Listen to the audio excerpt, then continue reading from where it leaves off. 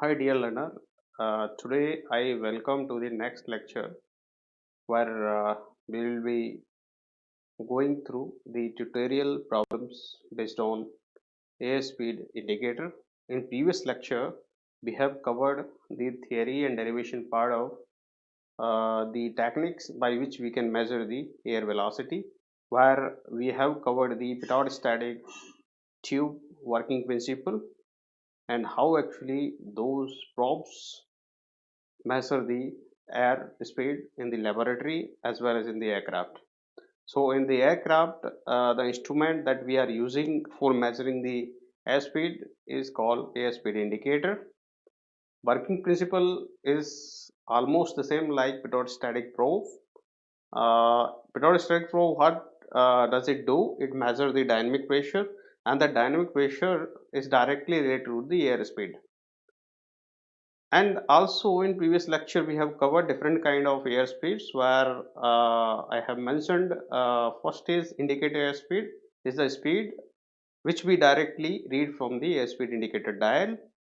Then if we correct that indicator airspeed for instrument error and position error, we get a speed that is called calibrated airspeed. But aircraft used to fly in an environment where density cannot be treated as constant. That is means compressible flow domain. There compressibility correction also need to be done. So if we do compressibility correction along with the instrument error and position error, we get a speed that is called equivalent airspeed, and from equivalent airspeed we can get the true airspeed. So true airspeed is the actual speed of the aircraft related to the local environment. So it will be calculated based on the local atmospheric properties. We derived the expression for finding out the tow speed in compressible flow domain as well as in compressible flow domain where compressibility correction needs to be done.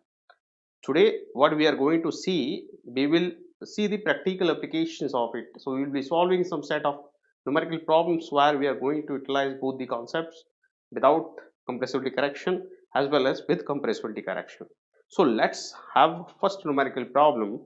So, my first numerical problem says that the airspeed indicator installed to a particular airplane has no instrument error and it is calibrated assuming incompressible flow in standard air conditions. Full stop. Now, while flying at sea level in the international standard atmosphere, the indicated airspeed is 950 km per hour. Calculate the true air speed of the aircraft. So it's asking about the true airspeed of the aircraft. Conditions are given.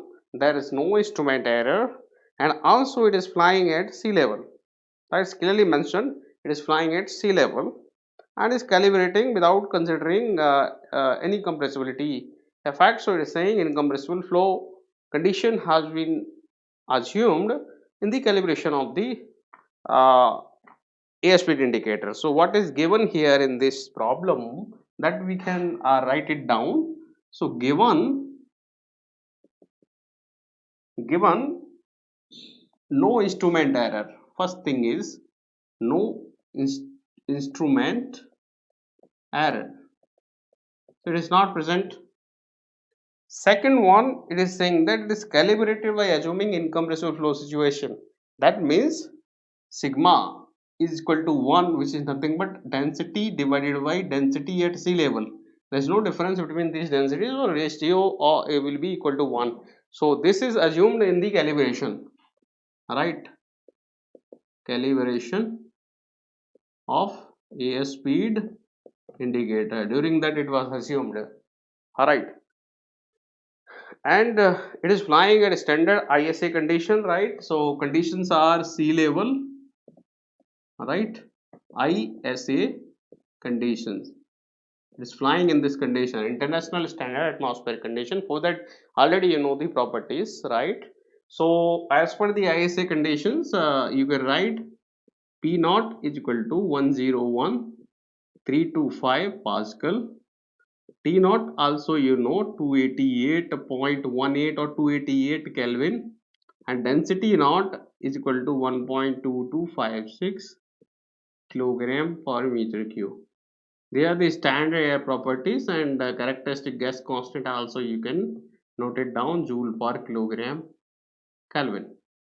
So these are the ISA conditions for air at sea level. So indicated airspeed is given as V indicated, right, is given as 950 kilometer per hour when flying at sea level, and is asking about what is the true airspeed that need to be calculated. Alright, so how we will start? So we have to start from these conditions, as no instrument error is mentioned, and incompressible flow domain is also mentioned, so density variation is also not present. So directly we can write V equivalent is equal to V indicated plus minus errors. So as in calibration itself, we are assuming incompressible flow domain as well as no instrument error. So this term we are not going to have any value. So whatever indicated airspeed is given, that itself is equivalent airspeed. So that is equal to indicated airspeed, right, which is given as 950 kilometer per hour, that you can convert into meter per second, right, that is around 264. So 264 meter per second. That's the one thing that you have done. Now come to the pedostatic probe, right, that measures the dynamic head or dynamic pressure. So dynamic pressure delta P, that is nothing but P naught minus P, right? Why this P naught is your stagnation pressure. Don't misinterpret with this. This is a sea level pressure, and this is stagnation pressure, right? So P naught minus P, and this pressure is nothing but the condition where aircraft is flying, and already it has been mentioned, aircraft is flying at sea level. So whatever pressure at sea level is there, that is this P. So P naught minus P can be written as half rho naught V equivalent square, and we know the value, so we can write here 1.2256 and this value 264 whole square. So we can now use the calculator and we can find it out, this value, that is the dynamic head. So the dynamic head, dynamic pressure which is coming at directly, I am giving you the value which is coming 42,670. So this is given as 42670 Pascal. Now I know the dynamic pressure. So from dynamic pressure, my next step is to find out the Mach number, right? At what speed basically your aircraft is flying, and based on the Mach number, I will decide whether compressibility is there or not. Even though in calibration we have assumed there is no compressibility, but still we have to verify.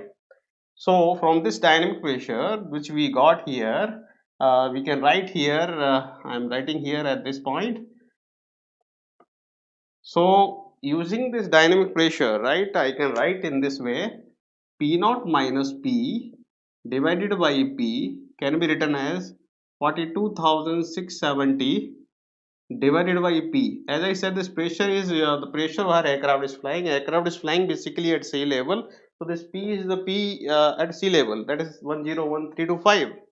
So from here I can write P naught divided by P is equal to this P and P1. So 1 plus this complete value 42,670 and P at sea level is 101325. So if I substitute this, right, I can get a value of P naught by P, stagnation pressure divided by static pressure, that value which is coming at 1.42. So if you divide this, that is coming 1.42. Now I know P naught by P. By using the isentropic relations of Mach number here, I can find out the Mach number. So this can be written as 1 plus 1 by 5 m square to the power 7 by 2. This is the relation. Basically, this relation is nothing but the same relation which you can write in this way. This is 1 plus gamma minus 1 by 2 m square to the power gamma upon gamma minus 1. If you substitute the value of the specific heat ratio as 1.4, you can rearrange the terms in this way. 1 plus 1 by 5 m square to the power 7 y2. So from here I can get the Mach number. So Mach number can be calculated from here, right? So if we calculate, so Mach number is coming around 0.728. Now look at this Mach number. I clearly mentioned that if my Mach number is less than 0.3, we do not bother about the compressibility correction, right? If my Mach number is crossing 0.45, then compressibility correction need to be done in the performance calculation. So as in this case we are getting a Mach number around 0.728, so compressibility correction needs to be done. Otherwise we will get an error in estimating the true airspeed. So now our task is to do the compressibility correction. How to do that? So compressibility correction need to be done. Compressibility correction needs to be done. How we will do that? Now we know the Mach number. Only thing we need to know what is the local speed of sound. So local speed of sound is given by under root gamma r t. T is the local temperature, but my aircraft is flying in sea level condition. For that 288, so I can switch to the value here. Gamma value for air is 1.4 and this is 287 and temperature is 288. If you substitute this, you can get the local speed of sound, right? So substitute this value and calculate. This is coming around 340.3, right? So you can say this as 340.3 meter per second. So now I know the local speed of sound as well. So I can use now Mach number. Mach number is called as the actual speed, that is true airspeed divided by speed of sound. So using this I can find out the B true speed, that is Mach number into A. Mach number is given here and A is here. You multiply. This is coming around 248. So 248 meter per second that we are getting here, that is nothing but 891 kilometer per hour. So this is the actual speed of the aircraft, right, after doing the compressibility correction. But my indicator speed, right, given by the airspeed indicator, which we have seen was 950, right, 950 kilometer per hour. Why this is coming even though my density is not varying?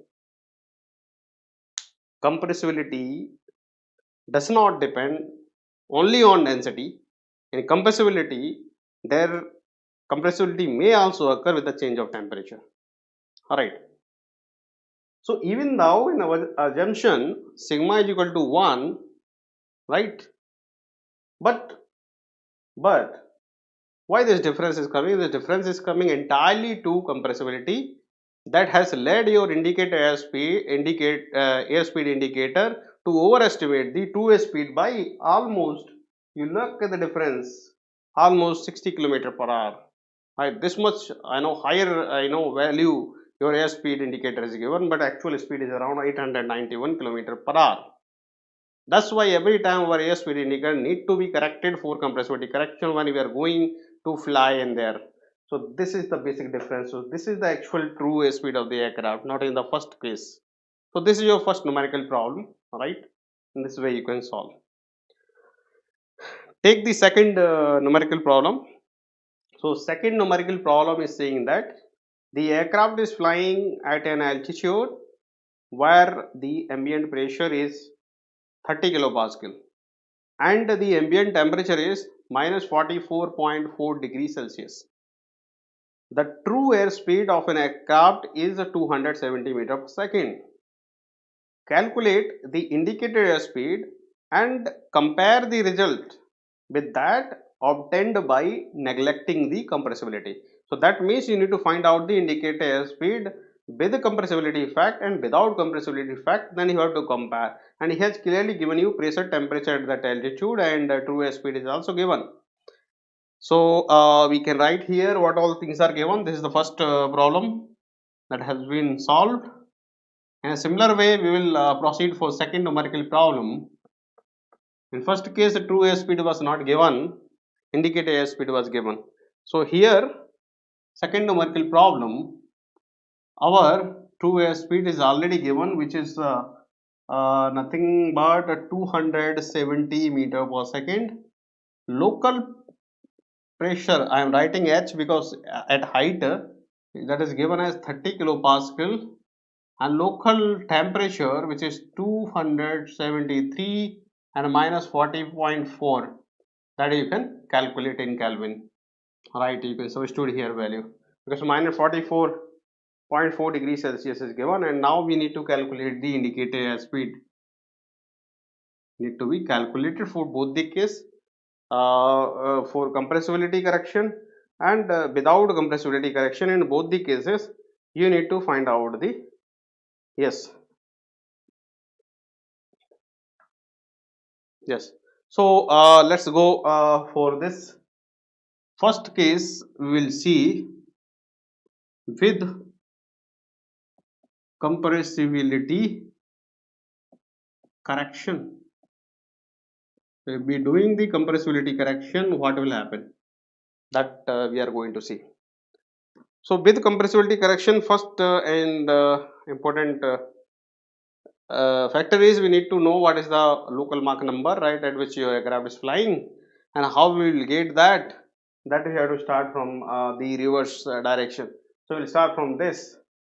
We will get local speed of sound A is equal to root gamma r and t height, which is already given. So substitute the value gamma 1.4 and r 287, and temperature is here 273 minus this. So if you substitute these all values, yes, in this, then we'll get this one, local speed of sound is 303 meter per second, right? Is that clear? Gamma 1.4, r 287, temperature height which is given 273 minus 44, because temperature was negative, so we need to write in Kelvin. You can substitute here, local speed of sound can be calculated. Now our task is very easy. We know true airspeed, we know local speed of sound, we can find out the Mach number. Mach number is v true divided by local speed of sound. So local speed of sound 303 and this is 270.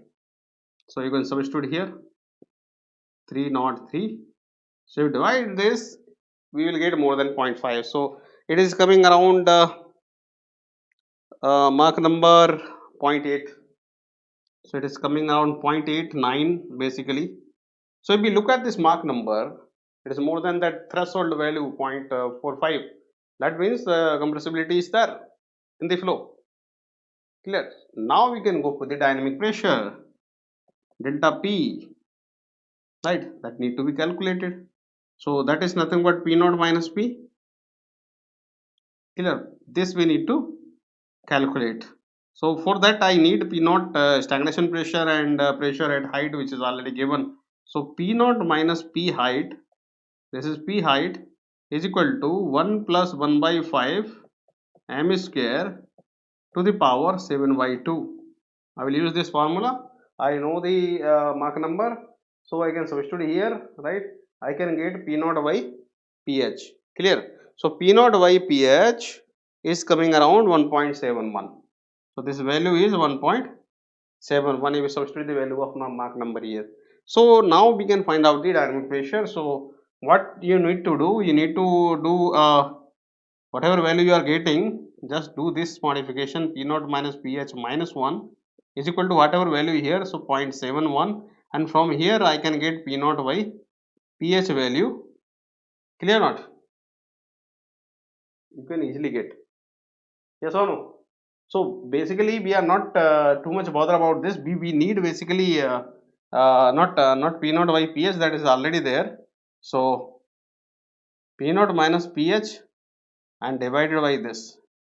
So basically we need P naught minus pH, that is nothing but 0.71 times of P at height, and P at height is given here 30 kilopascal, so just multiply there. So I can get the dynamic pressure, right? P naught minus pH right, is equal to 0.71 into 30. So this is coming around 21,410. So 21410 Pascal. So I got the dynamic pressure here. I got the dynamic pressure here. Clear? So now I can apply the formula P naught minus PH is equal to half rho naught V equivalent square, that will also equal to half rho height V true square, right? Yes or no? And for finding out the indicator speed, we can use the equivalent airspeed. For equivalent airspeed, we are having density at sea level that we know 1.2256, right? So that can be captured here 1.2256 into V equivalent square, and this value already we got. So if we solve this, you will get V equivalent, right, out of it, which is coming around 187 meter per second. This is my V equivalent.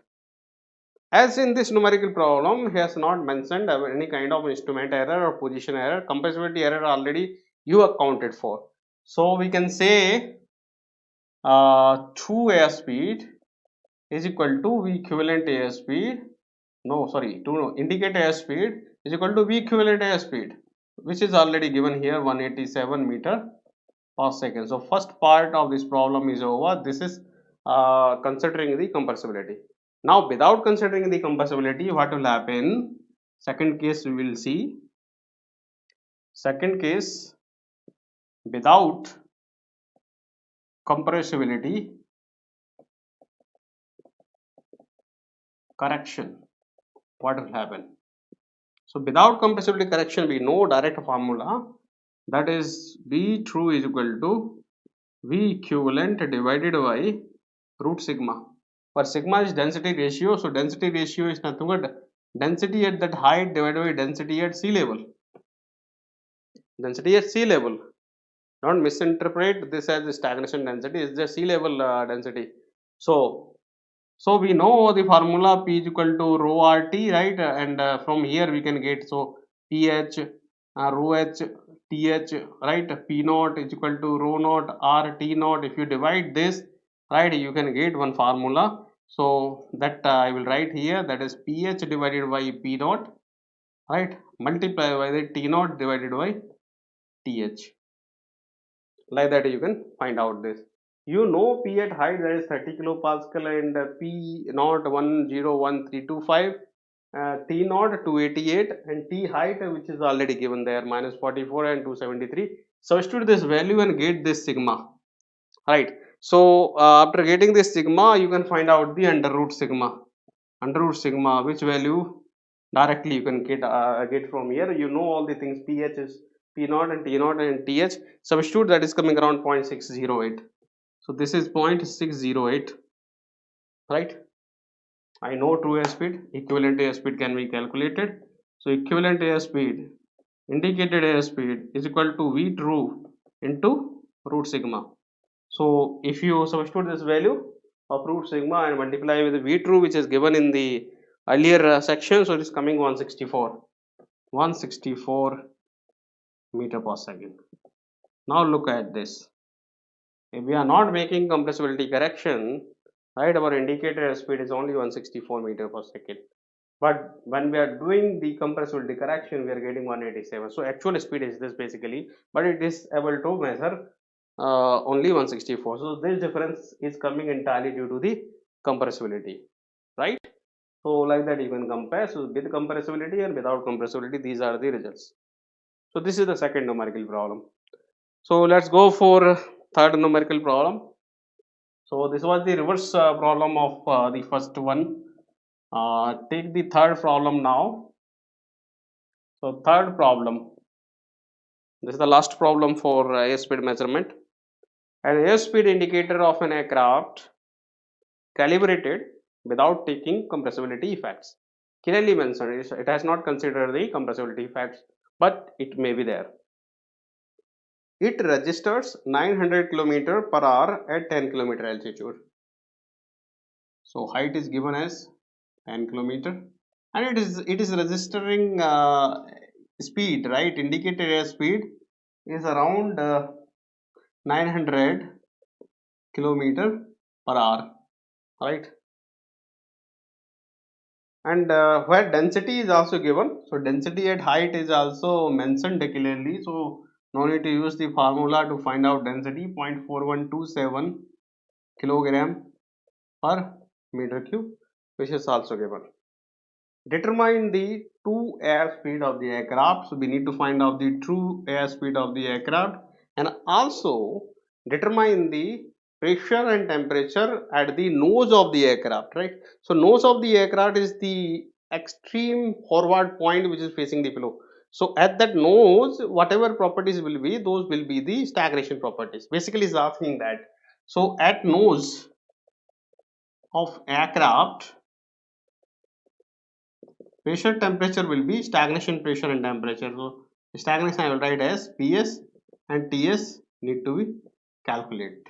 Out of all these yes, all these agendas we need to calculate the things done. Yes. So it is calibrated without considering right compressibility, which is clearly mentioned here. So we are not considering that when calibration. So if you are not considering that, instrument error and position error are also not mentioned in the numerical problem. So we can directly start like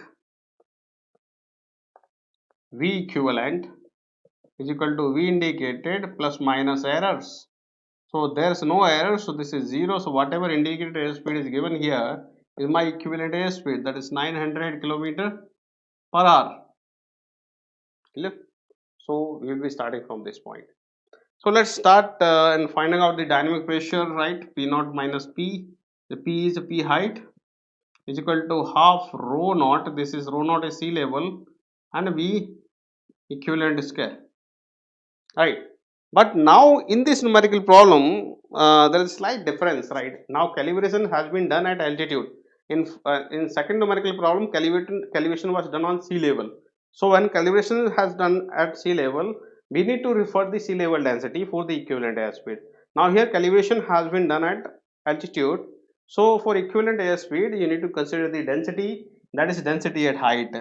So when you are calculating the dynamic pressure, right, you need to consider the density at height, because here calibration has been happened at the altitude without considering the compressibility. So density at height is given, B equivalent you know, so P naught minus PH can be calculated.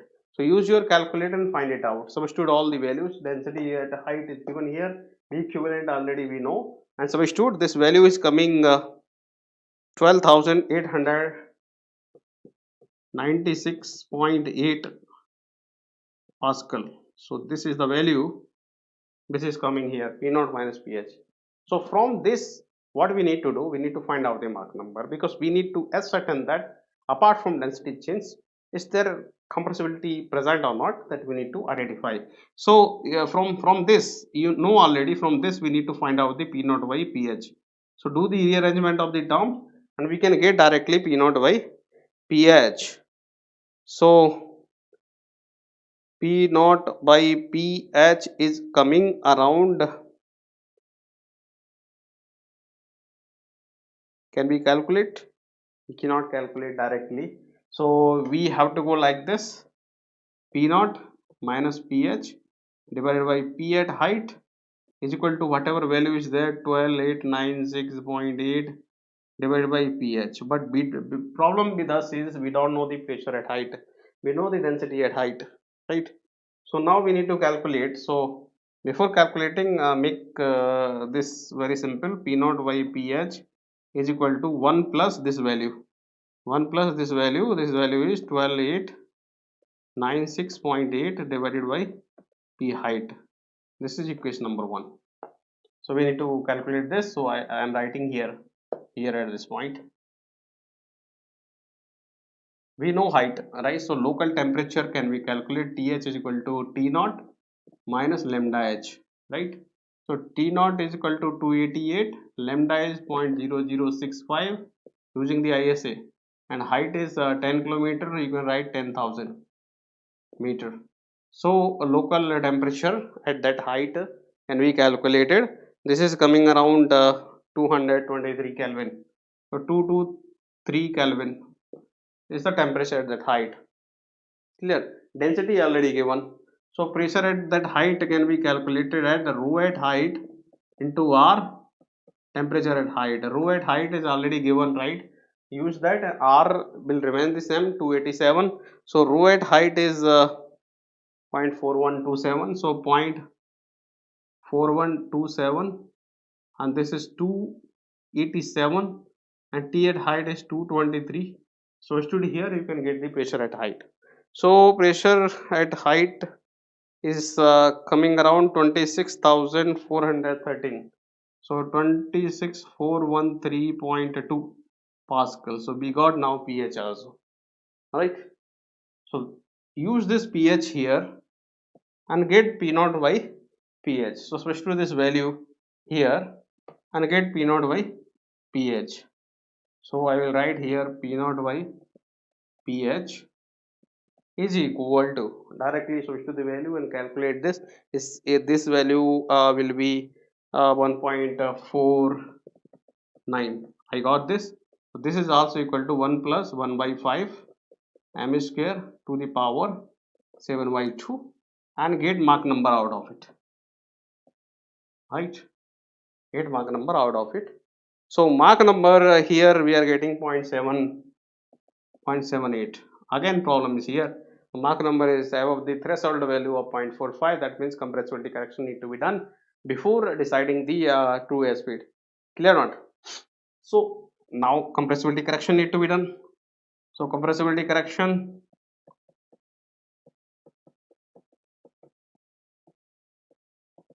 how to do? Local speed of sound, root gamma RTH. You know temperature, height, you know R, and gamma value is 1.4. So local speed of sound can be calculated, which is coming around 299.3 meter per second. So the moment you know the local speed of sound, do use the Mach number. B true is equal to m into a. That's all. So B true is can be calculated. Mach number is given. So B true is coming around 232. So 232 meter per second. So this is the true airspeed of the aircraft. So first part is over. The true airspeed we know. Now stagnation, temperature and pressure need to be calculated. So with the help of Mach number easily we can calculate. So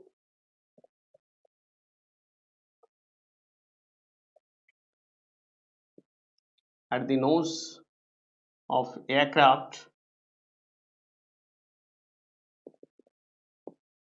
so P stagnation divided by P at height is equal to 1 plus 1 by 5 m square to the power 7 by 2. Already this value somewhere we calculated is 1 point something 488 is the same, 1.488.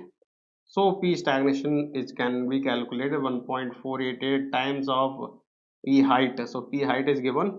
So you can calculate the stagnation pressure. So this is coming around 39,287. 39287.4 Pascal. This is the one thing that need to be calculated. And temperature, stagnation temperature. For that also it is a very simple formula.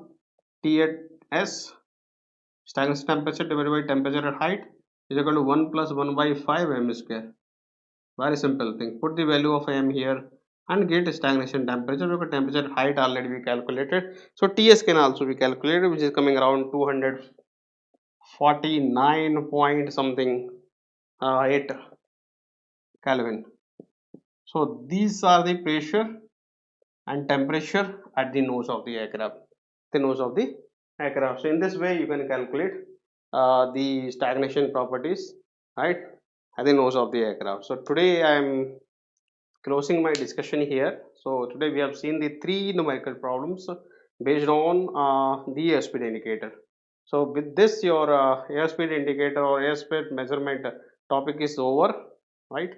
So next class we will go for the airfoil nomenclature and lift basic motion of the aircraft, right? So we will be discussing about three uh, moments, right, based on three motions and the different kind of forces acting on the aircraft.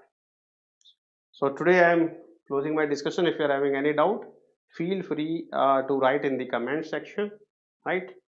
So see you all in the next class again. Thank you very much. Have a good day.